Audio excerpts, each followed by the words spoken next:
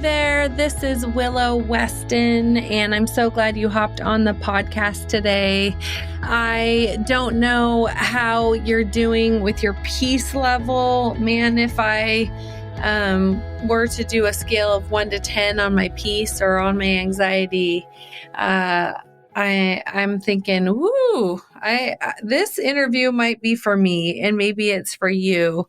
I just sat down with Kara Stout. She's the author of a book called An Untroubled Heart, Calming Anxiety and Finding God's Peace. And anxiety is, and I mentioned this in the interview, it's become an epidemic in our country. Our kids are anxious, our friends are anxious, we're anxious, everyone's anxious. And it feels like there's anxiety producing events on the regular that are causing more anxiety. And we're just in general in need of peace. And Kara has been through so many things. I mean, this woman has had a carotid artery dissection. She struggled. She waited for 10 years through infertility to become a mom.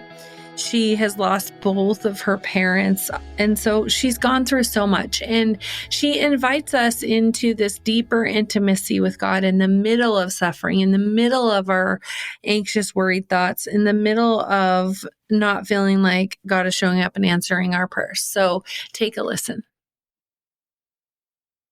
Kara, I'm so glad you hopped on the Collide podcast today. Thank you, Willow. I'm so happy to be talking with you. I know you've been sick, so I'm glad that you've risen back up and you're coming back into the land of the living. Yeah, that's right. Oh my goodness. Yeah, I was pretty knocked out for about 2 weeks. So, oh my gosh. Yes. Crazy. So, yeah. So thank God for his healing. And, isn't it amazing how when you get sick, you start to feel better, you become really thankful for basic things? That's right. Exactly. Yes. Like feeling good so you can get up and do things and take care of. Right. Like that you kind of take for granted. That's right. Yeah. It's so true. Well, I love that we get to talk today. You authored a book called An Untroubled Heart. Yes. Calming Anxiety and Finding God's Peace. There's so many things we will talk about today, I'm sure, about anxiety and peace. But what made you write this? What are you seeing happening in people's lives, in your own life, where you thought we really need some help with our troubled hearts? Yes. So really, the book is about calming anxiety and finding God's peace, not in perfect circumstances or in a life without difficulties, but right in the middle of it all. And I feel like there's just been an increase of anxiety, of anxious thoughts, of, trials and suffering, which we do endure in this life, but it feels very heightened, over the last several years. And so I felt God press on my heart, his daughters who really needed some words to give encouragement, hope, and healing, in the seasons, whatever seasons that they're in, whatever trials they're walking through. And that's really what drove this, is thinking about his daughters who really could use, these reminders that have personally been helpful for me, what he personally taught me through my suffering, I wanted to share within the pages of this book. And, really how do we truly and entirely rely on God to be our peace? That is what he taught me and continues to teach me. And that's really the heart behind the book too, is like, how do we do that? I mean, they're saying that anxiety is an epidemic in our country. I've done some research because I actually wrote a Bible study on anxiety. And great. I mean, they're comparing what the average sort of high schooler is going through right now to, I think it's something like people in World War II, like what they went through. There's just so much turmoil and pressure and feels like the world's on fire. And there's just all of these things. Anxiety is is through the roof right now. So it Yep. feels like your message comes at a time when we definitely need it. You mentioned your own suffering and things that you've learned. Can you invite us into a little bit about that experience that you've had, and those experiences, I should say, and Mhm. how you learned in the midst of those how to lean into God for peace? Yeah. So, um, I can give a few examples and then we can dive into whichever ones. But, and I share more about these experiences in the book. So I had a carotid artery dissection, um, when um, it was in 2010. So I was in my 20s. And it is very rare. It's a tear in your carotid artery. So I had all the symptoms of a stroke. Um, but praise God, it was not a stroke. Mm. Um, and, in that experience, I really felt God's peace. I remember like my husband driving me to the hospital and I felt so much peace. It just didn't make sense. Even though I knew something was wrong. Um, and I knew it had to do with my brain. I just didn't know what it was. And then I was in the hospital for 5 days on blood thinners. Thank God I didn't have to have surgery, but they had to monitor me for that. And I talk about this in the book that I really felt the tenderness of Jesus in that. In those days, I was so weak. I was so physically weak. But I remember a vision of Jesus. I got a vision of Jesus when I was walking to the bathroom with my IV hooked up and of him carrying me. Like literally I could physically see him carrying me and holding me up in my weakness. Mm. Um, and what's interesting is in that moment, I wasn't going to God as much as I do now. My faith at that point wasn't as strong, I guess you could say, as it is now, but God was so present. And I feel like that is something I've seen too. Him pursuing me, through my life and through my suffering, and also me pursuing him, like the two of those and the impact of like his tenderness in both. Um, and so, and then I just want to say, cause then there was a contrast. So I felt a lot of peace while I was in the hospital. But then when I came home, that's when I felt anxiety and I felt anxious. Like, um, is this going to happen again?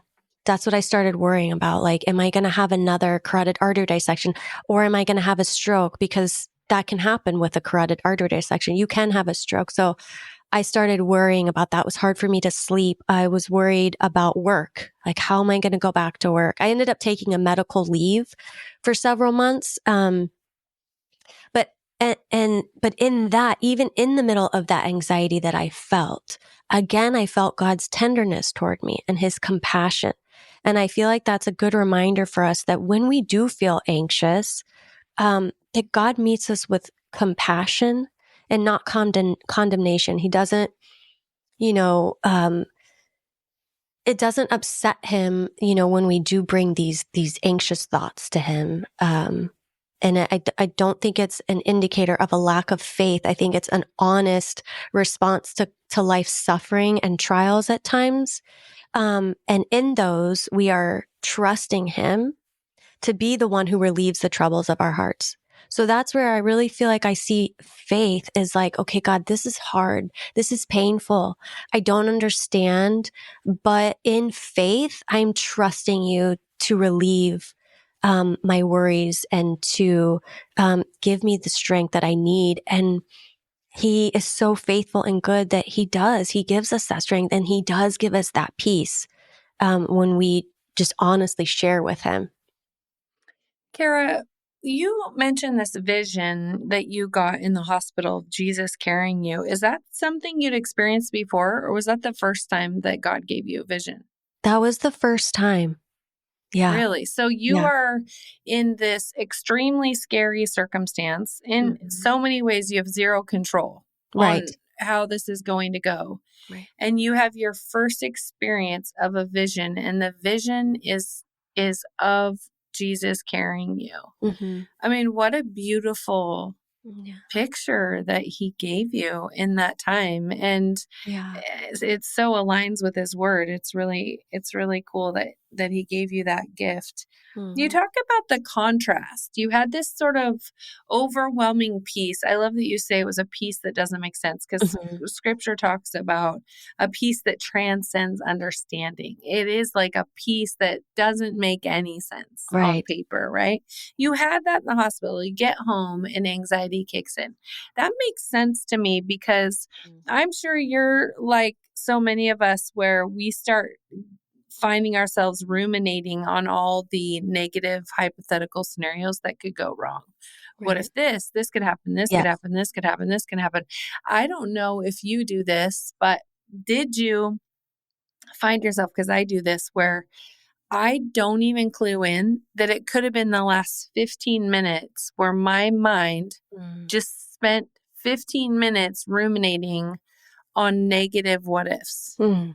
And Mhm. I don't even know I'm doing it. And I almost have to like wake up and go, oh Yeah. my goodness, like Mhm. I'm not bringing my anxious thoughts to Jesus. I'm Right. instead just, they're like, it's like a Yeah. song on repeat. I mean, Right. was that a little bit what was happening with you? Yes, and really, I love that you're bringing this up because that's a big point that I try to make through the book is to go to God quickly, to not delay. And I feel like that is a big thing he's taught me through the carotid artery dissection, through, other trials that I've walked through. And I share too about this. I lost both of my parents to cancer, and all through that, a big thing of how God taught me to rely on Him was to go to Him quickly, to not delay. And I talk about this too about looking at anxiety as a signal to alert us to go to God and to not, Mm. and I liken it to like a car when like the light pops on to go to the mechanic or get something looked at and fixed. Like you don't want to delay that. Hmm. You want to take it in, you want it to get fixed. And so I feel like that is a helpful way to look at it as like, okay, I'm feeling overwhelmed. I'm feeling worried. I'm gonna go to God quickly. I'm gonna say, God, I need your help. I need your perspective. Please relieve these worries. Help me to cast my anxiety on you. And that is a really beautiful piece that I think it's good for us to remember that it says to cast our anxiety on him. Why? Because he cares for us.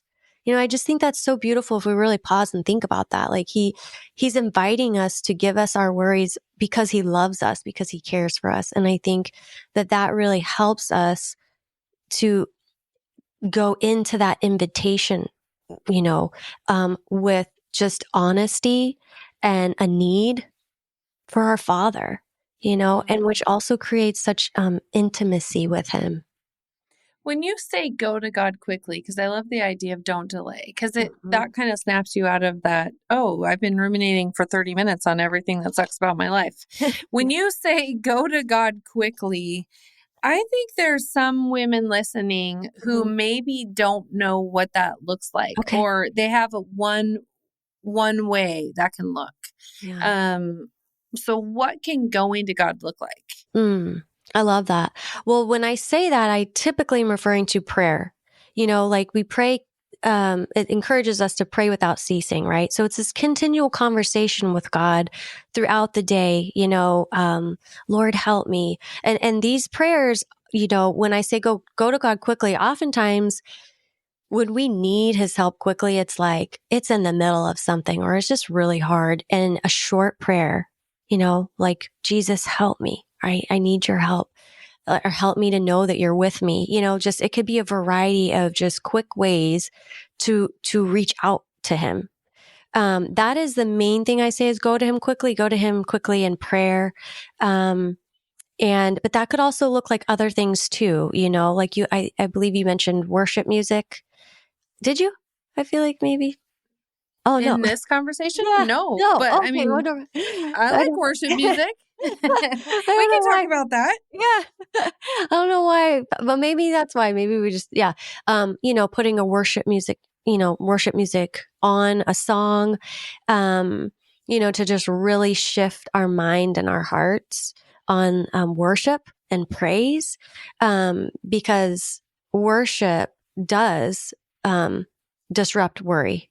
It really does. When we worship, with song, or we can sing too, Mhm. I've really noticed that shifts worry, and diminishes it. So that could be one thing too. But so if it's quick in the moment, those would be my suggestions, would be prayer and worship. I think that there's a lot of women who have anxiety and they feel like I have prayed about it. I've prayed over and Mm. over again and I'm still stuck in the this sort of like paralytic constant state of worry and frenzy, panic and anxiety. What's your advice for them if that's the case? Yeah, I that's a great question, and I do mention that also in the book about persistent prayer, and like, what do you do when relief doesn't come in the time frame that we so desperately want? And I remember very much feeling that way. We have a daughter; she's going to be 22 months old tomorrow, Mhm. and we adopted her. And so early on in early motherhood, I remember I was just deprived and just overwhelmed by a variety of things. And I remember praying, God, um, like, I need your help. And I remember feeling at times like, I'm not feeling his help. Like, where is your help, Lord? Where are you? And I would be honest in that way with him. I would be respectful, but I would be honest. Like, Lord, I'm not feeling your help. Like, I really need your help. But there's a moment where in that persistent, like in that prayer, when we don't feel like he's hearing us, where there's a temptation to give up and to stop praying about something. But I really feel like he taught me, no, keep being persistent, keep praying. And I did. And so I did.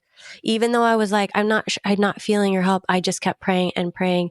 And his help did come. And sometimes it comes in a way we don't anticipate, or it comes later on. Maybe he's doing something in that time frame, transforming us, transforming our hearts, helping us to be more dependent on him, which really is a Mhm. gift.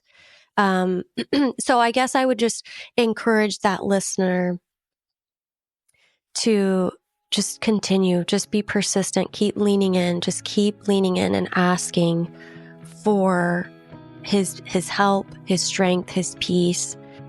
And I just, for me personally, that's what's really helped me. We live in what some are calling the anxiety culture. We worry as friends, daughters, mothers, and grandmothers. We're getting gray hairs because we're nervous Nellies. We're taking chill pills because we're worried sick. For some of us, 1 second we can be doing okay, and the next a Facebook post sends us into anxiousville. But what if there's another way other than worry and anxiety? In our beautifully designed, colorful 10-part Bible study book, we center around the passage in Matthew 6:19 through 34, where Jesus speaks into worry. As you engage scripture, read personal stories, and reflect on questions that invite you to new places, you will be challenged, encouraged, and inspired by this study. We can't wait for you to dive in, so go to wecollide.net/store to get your copy of The Birds and the Lilies now.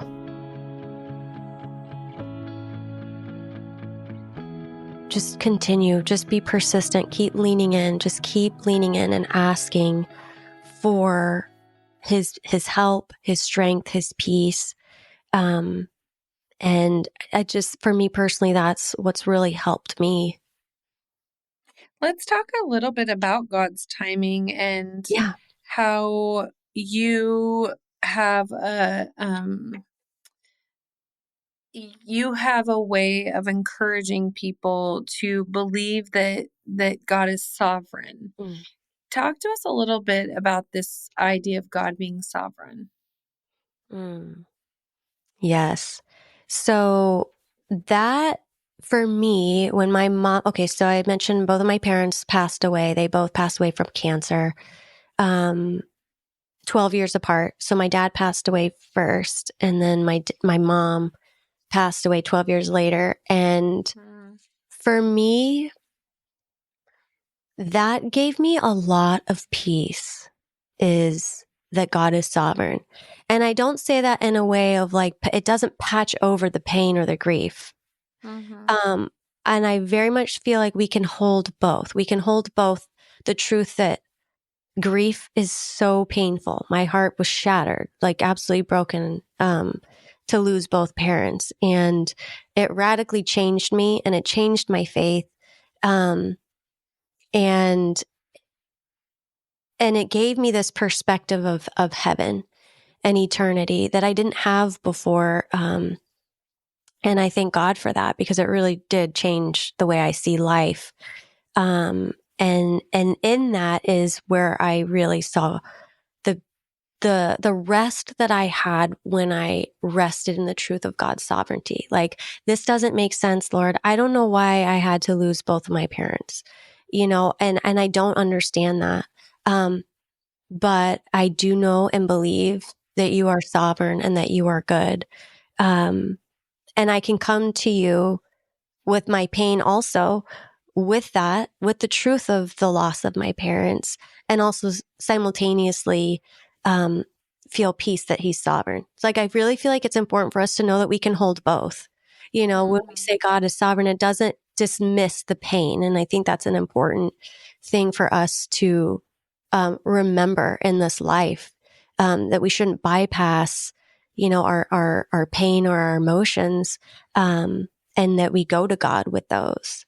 And and that's where, for me, he's given me so much peace. And really, I want to say too, there was so much joy. Like, when I was walking with my mom through her cancer treatments, it was extremely hard. But there was this heavenly joy, again, that didn't make sense. It didn't make sense because, like, my mom was my best friend. Like, we were so close. And I really remember thinking, like, I don't think I'll ever be happy again after she left for heaven. Because I know where she's at. But I really, really sat one time on her bed before she had passed away. And I was like, I just don't think I'm going to be happy again.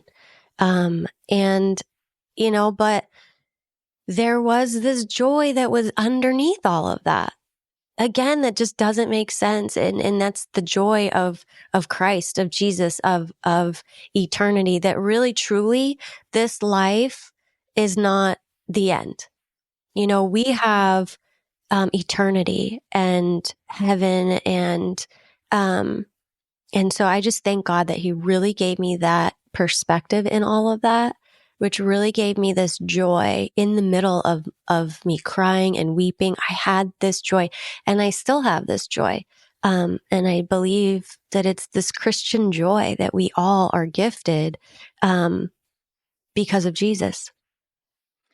You are saying something important when you're inviting us to not just dismiss our pain and move on to God's promise that he's sovereign and his timing is good and all those things. And I think really what you're saying is, like, hold space for the pain and for the promises. And it's interesting because sometimes there's some people who are like, I can't hold space for my own pain and I'm just going to jump right to the promises. But I think, and this is my opinion, when you dismiss your own pain, you actually don't experience a real healing with Jesus. And so holding pain is so important because that's how you invite him in to come in and really heal you. Yes. And some people want to hold pain and they don't want to hold the promise because it feels hard to hold hope and faith in a God who doesn't seem very good when you're going through this thing that seems so awful. But that also makes holding the pain so very difficult to do it on your own and not have an eternal mindset that does promise hope and does promise joy and does promise reunions and all of these things. And so I think holding both is so very important. You talk about not being passive when we're waiting on God, when we're going through something hard, when we don't feel like our prayers are answered. What's wrong with passivity, and what does it look like to not be passive? So I'll give you another example for waiting. So we waited for a child for 10 years. We walked through infertility for 7 and then the adoption process for 3. So it was a total of 10 years of waiting. And so I feel like God really taught me a good amount in that waiting season. And for me, it not being passive meant to continually pray and ask for God's will. And he really brought me to a point of like really stepping back and seeing like, wow, I just don't see the whole picture. I can't. None of us can see the whole picture, but God does. And so since I can't, I'm going to depend on the one who can see. And I know he's good. And so we read about how, his character, his goodness in his word, but also we experience it in our own lives, right? His faithfulness. And so I had seen that through my life. So I was like, I know that I can trust him because he is good. Even though sometimes the things that are happening in life are not good. They don't feel good. Sometimes, obviously, what he allows doesn't feel good. But that doesn't mean that he's not good. And also that he's working things out that are for our good and his glory. And so in the waiting, that was part of it, but also so for the infertility and the adoption is just continually in that we were like, Lord, what are our next steps? So I feel like in the waiting season for people, it can be like, what is this next step? Just this one next step. Like I can't see the full, picture. I don't know how this is going to turn out. Like there were definitely years, like Mother's Days would go by and I was still not a mother. It was so painful. And there were times where the unknown can be so painful. And I was a lot of times like, I really don't know if I'm ever going to be a mother. Like I really just didn't know. But I kept saying, okay, Lord, well, do we seek fertility treatments? Do we seek adoption? And then within the adoption process, you're praying literally throughout that. Like, do you present to this situation? Like there's just all these decisions that can be made within whatever waiting season people are in. And so that's really, again, such an invitation to rely on God. Because like, think about that. Like, how much do we rely on God when we're waiting? There's so much reliance and dependence upon him, which also grows our faith and our peace. It really does grow our peace, because he's our peace. And so if we're leaning on him, we're going to be given this peace because we're just completely trusting him to walk us through this waiting season.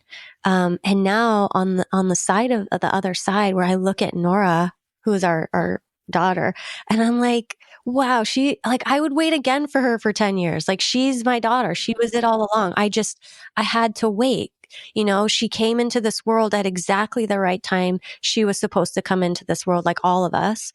And God had to, do some work in me, transform me, mature me, prepare me to be the mother that I need to be for Nora. And I feel like that's again for any of us, like if we're waiting on God, lean into what he's doing as far as transforming us, maturing us. There's so much that he does within the waiting. And I just think it's, a detriment if we try to rush through it, even though again, it's one of those things where I say it, like, it doesn't mean it's easy.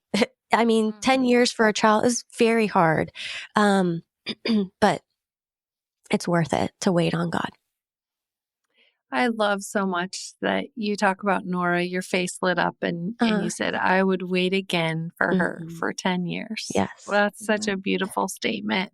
Yeah. I'm curious when you think about that, if you could go back and say something to the you that was in the waiting,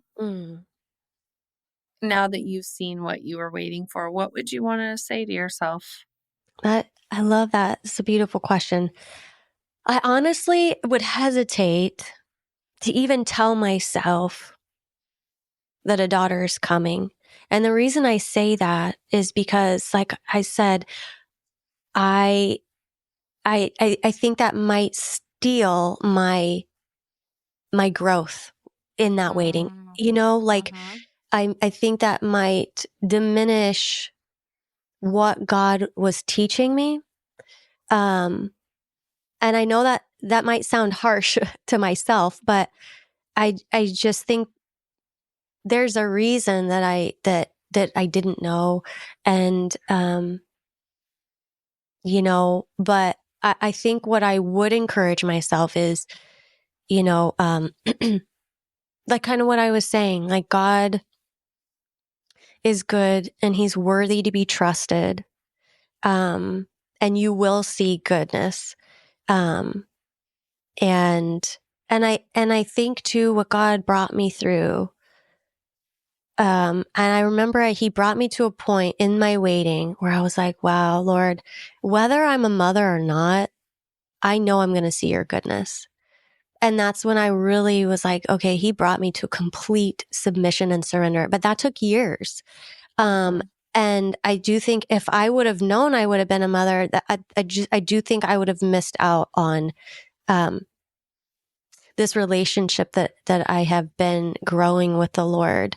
And, it's the most precious relationship of our lives is with him, and growing in intimacy, dependency, communion with him. And that's really where it grows, is in the depth of these times of waiting or suffering or trials. But also I want to say in really good times too.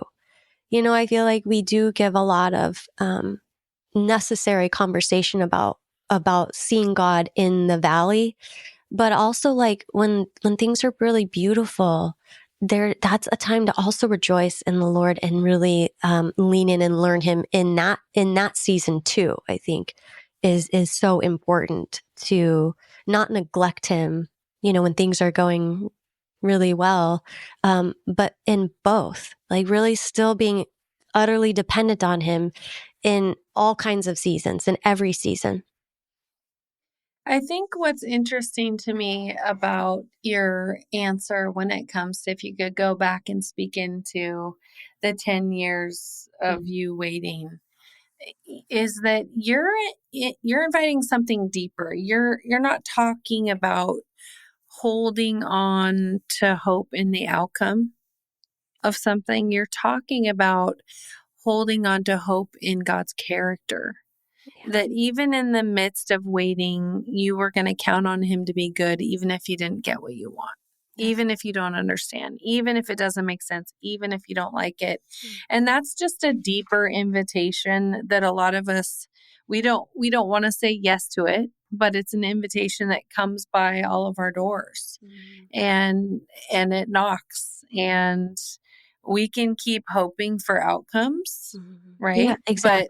Right. there's a God who is wanting us to put our hope in who he is rather than what he can do for us. And so I just appreciate you hopping on and sharing your story. And I know we only touched the surface, but there's going to be women who want to hear more about Kara Stout and all that God's done in your life and how they can calm their anxiety and find more of God's peace. So how can they do that? Yes. So the book is on Amazon. And it's also I have a website also, karastout.com, and that has links to not only Amazon but other book retailers as well. It's available at Target, Barnes and Noble. Those links are all on my website. And I'm also on Instagram, Sincerely by Kara, where I share prayers and Bible reading plans, and encouragement. Love it. Thank you for being on today, Kara. Thank you, Willow. I loved this conversation. Thank you so much for having me.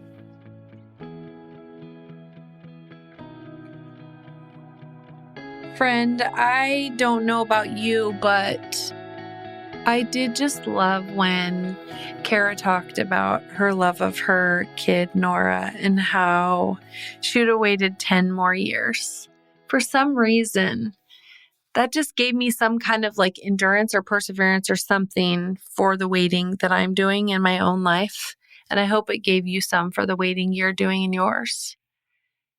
I want to be a person who holds hope and faith that God truly does know best, that his timing is best, and actually sometimes he has something even better for us.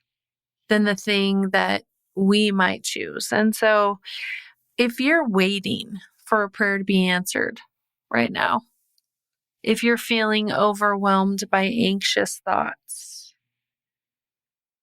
if you are in need of some peace, I hope that you can collide with Jesus, that you can enter into his presence. Whether you feel hurried today, whether you haven't done that in a very long time, or whether you do it all the time. My hope is that you can enter in and come before God and tell him what you're anxious about. That's that casting thing, right? It's just literally, you can go to God and you can be like, God, I'm thinking about this and I'm worried about this. I'm thinking it. And you can feel like you're just puking all over him. But the thing is about God is that he's a perfect father. And I know as a parent, like, hey, if my kid came to me and said, Mom, in fact, I had this, last week. My kid told me, I'm so overwhelmed, Mom. I'm so overwhelmed. And I saw almost like this, I thought he might cry, but he was just telling me he's so overwhelmed. And I didn't feel like he was burdening me. I didn't feel like I wished he wouldn't have told me. I didn't feel like, oh, well, you shouldn't be overwhelmed. I was so glad that he felt connected enough to me that he could come to me and tell me how he's feeling. And so you have this perfect father, and you can go to him and you can cast your anxiety on him because he cares about you. And it doesn't matter if it's more than overwhelmed. It can be 3,500 other things, and you can tell him all those things. And sometimes just getting it out is helpful. But also you can ask him to help you and replace your anxious thoughts with peace. So friend, hold on not to an outcome today, but hold on to the one who holds you. Keep colliding, and we'll catch you next week.